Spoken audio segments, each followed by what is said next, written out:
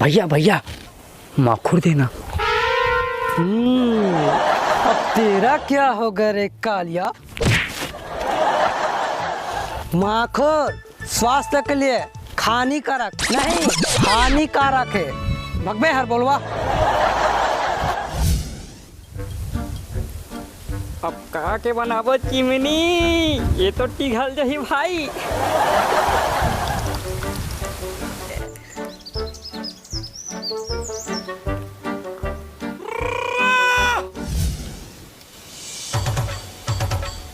आज छोटे अकेला अकेला दारू पिया था।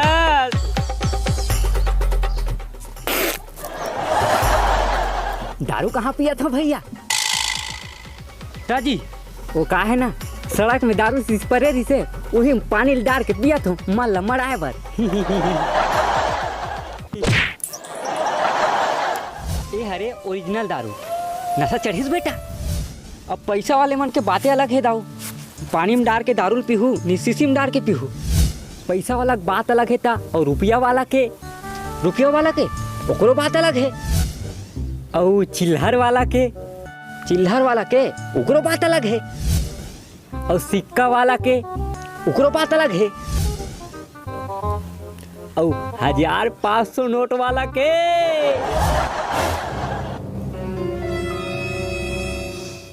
पैसा वाला के, रुपया वाला के, सिक्का वाला के साले वही बात ला घेरी बेरी घुमा घुमा के पूछथस बे, सीधा एक बार नहीं पूछ सकत। पैसा वाला के